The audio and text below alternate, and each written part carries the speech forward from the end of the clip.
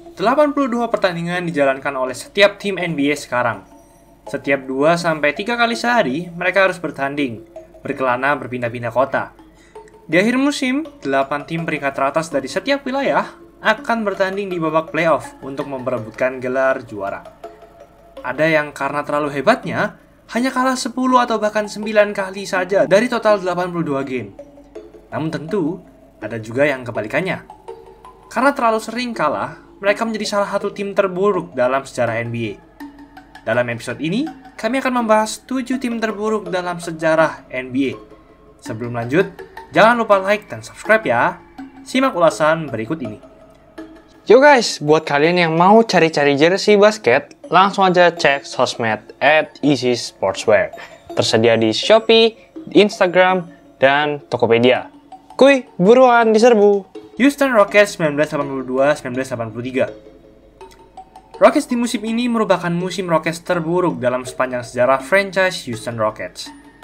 Padahal, 2 musim sebelumnya, Rockets baru saja masuk ke final pada musim 1980-1981. Pada musim mereka melaju ke final, mereka punya superstar Moses Malone, yang merupakan raja rebound, hingga membawa Rockets ke NBA Finals 1981. Musim selanjutnya yaitu 1981-1982, Rockets masih terbilang tim yang lumayan. Moses Malone menjadi NBA MVP musim 1981-1982, memimpin perolehan rebound liga dan nomor 2 dalam perolehan poin. Namun sayang, 1 musim setelah Rockets melaju ke final, mereka dikalahkan oleh Seattle Supersonics di ronde pertama. Kontrak Moses Malone pun habis di akhir musim 1981-1982. Karena petinggi Rockets sudah menyerah untuk mengejar gelar juara, akhirnya Rockets pun tidak memperpanjang kontrak NBA MVP tersebut dan membiarkannya masuk ke bursa free agency. Dan benar, Moses Malone pun akhirnya pergi ke Sixers dan Rockets pun memulai fase rebuilding. Meskipun di sana ada Elvin Hayes dan Calvin Murphy yang juga superstar di sana, namun mereka sudah berada di penghujung karirnya. Rockets memulai musim 82-83 dengan 10 kekalahan beruntun, ditambah dengan margin kekalahan mereka sebesar 18 points per game rata-rata. Mereka berakhir dengan rekor 14-68, paling buncit di NBA, dengan persentase menang hanya 17% saja. Namun setidaknya, hal ini membuat Rockets berhasil mendapatkan draft pick yang tinggi dan mendapatkan Ralph Sampson serta Hakeem Olajuwon, 2 superstar di 2 musim berturut-turut. Los Angeles Clippers 1986-1987. Bagi Anda yang belum tahu, Clippers dulunya adalah salah satu tim terburuk dalam sejarah. Mereka baru menjadi tim yang hebat baru-baru ini saja, di era Chris Paul Griffin dan era Kawhi PG-13 sekarang. Sebelum itu, Clippers selalu menjadi tim yang sangat buruk. Yang terparah adalah musim 86-87. Mereka berakhir dengan rekor menang kalah 12-70. Persentase menangnya hanya 14,6% saja. Ada yang bilang bahwa penyebab Clippers adalah tim yang buruk adalah karena owner mereka yaitu Donald Sterling. Meskipun ia adalah pebisnis real estate yang sukses, namun ia tidak sukses dalam membangun tim NBA. Alasan lain adalah karena mereka mendraft seorang bas pada 1985, yaitu Benoit Benjamin, daripada memilih pemain-pemain seperti Chris Mullin dan Karl Malone. Benjamin adalah center yang tinggi dan besar, namun ia tidak bisa menjaga gaya makanannya, sehingga tubuhnya menjadi overweight. Tak hanya itu, musim 86-87 juga musim di mana pemain utama Clippers banyak diterpa cedera. Marques Johnson, superstar di Clippers, juga terkena cedera, sekaligus sudah berada di penghujung karirnya. Ia hanya bermain 10 pertandingan total di musim ini. Lalu juga ada veteran Cedric Maxwell yang sudah 2 kali menjadi juara dan 1 kali menjadi Finals MVP bersama Celtics, namun performanya menurun drastis saat pindah ke Clippers. Ada juga draft bust yaitu Lancaster Gordon. Di akhir musim, akhirnya pelatih Don Chaney dipecat. Namun tetap saja dalam beberapa musim-musim ke depan, meskipun Clippers selalu mendapatkan draft pick yang tinggi, hampir pasti mereka selalu mendraft seorang bust. 1980-1990 memang era terburuk dari Clippers, di mana tim ini 10 musim berturut-turut punya persentase menang kalah di bawah 39%. New Jersey Nets 2009-2010. Nomor 5 ini adalah salah satu dari 3 tim era modern yang masuk ke list ini.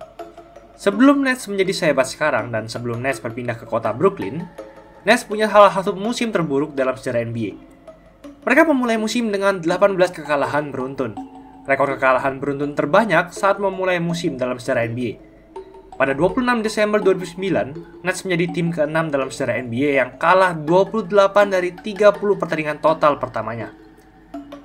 Pada 23 Januari 2010, Nets menjadi tim ketiga dalam sejarah NBA yang kalah 40 kali dalam 43 pertandingan. Dan pada 6 Februari 2010, Nets lagi-lagi mencetak rekor buruk, namun tidak hanya di NBA, tapi di rekor 3 olahraga besar Amerika, yaitu NBA, MLB, dan NHL, dengan hanya menang 4 kali dalam 50 pertandingan pertamanya. Permasalahannya tentu ada di offense Nets, di mana offense mereka berada di peringkat paling bawah di NBA. Lalu juga cedera, di mana All-Star point guard Devin Harris terkena cedera, Keyon Dooling yang terkena cedera panggul, dan Yi Jianlian yang merupakan draft bust. Pemain terhebat mereka hanyalah Brook Lopez, yang saat itu masih belum sehebat sekarang. Nets punya rekor menang kalah 12-70, dengan persentase menang hanya 14,6%. Hal ini juga membuat penonton Nets menjadi sepi, berada di peringkat paling buncit dalam hal penonton di NBA. Setelah musim ini, Nets pun berpindah arena. Denver Nuggets 1997-1998. Banyak orang yang berpikir bahwa era 90-an adalah era NBA terbaik dalam sejarah. Era paling kompetitif dan paling merata dari setiap tim. Meskipun kebanyakan dimenangkan oleh MJ dan Bulls, namun tiap tim memiliki superstar sendiri-sendiri dan cenderung seimbang. Tapi berbeda halnya dengan Denver Nuggets.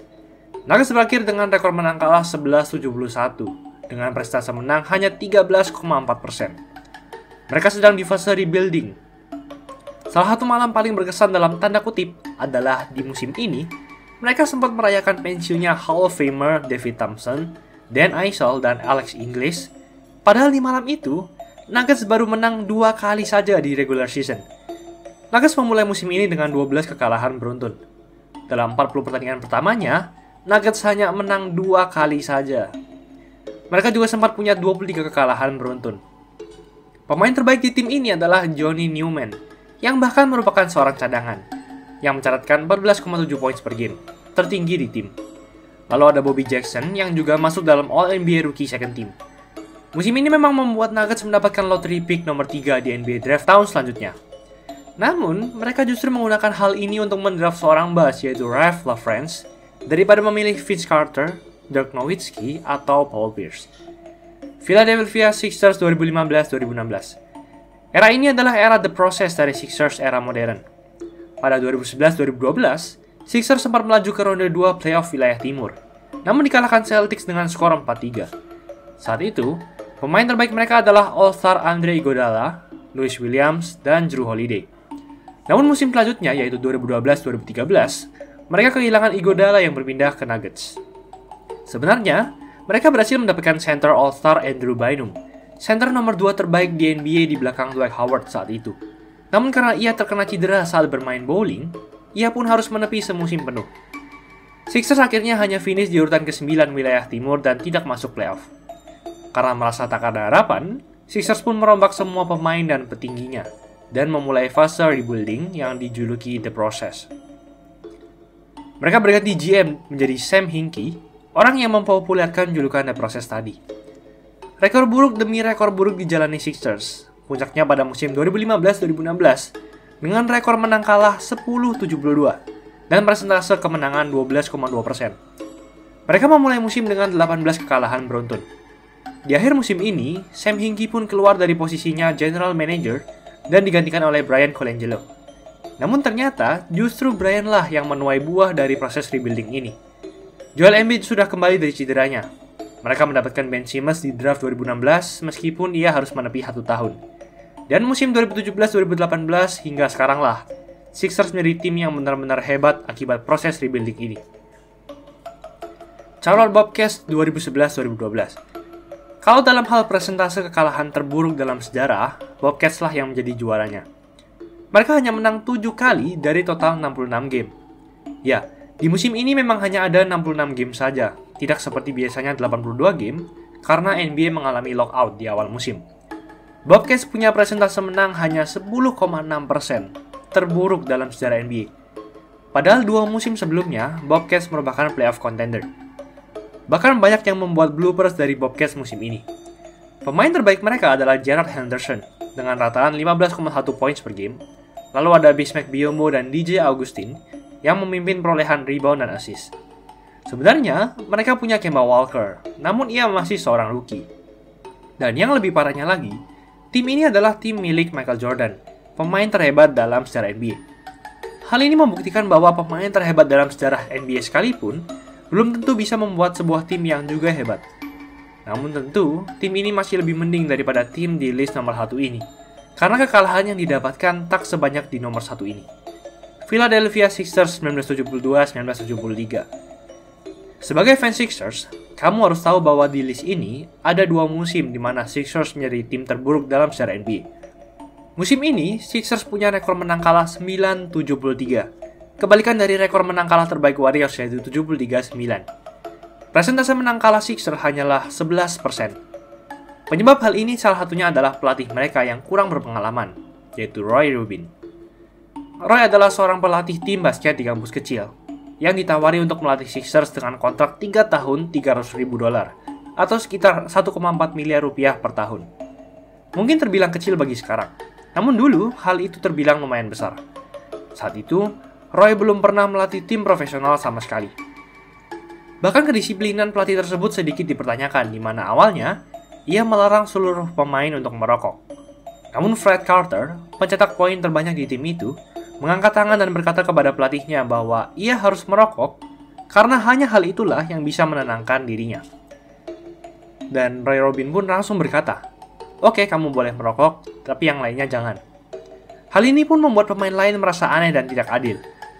Keburukan tim ini bahkan ditulis di sebuah buku berjudul Perfectly Awful.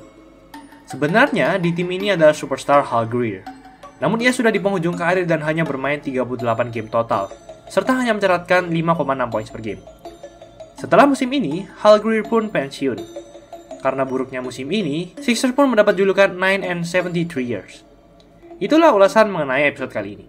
Jangan lupa like, komen, dan subscribe agar channel ini bisa berkembang dan menghasilkan video menarik lainnya. Thanks for watching. I'll see you in the next video.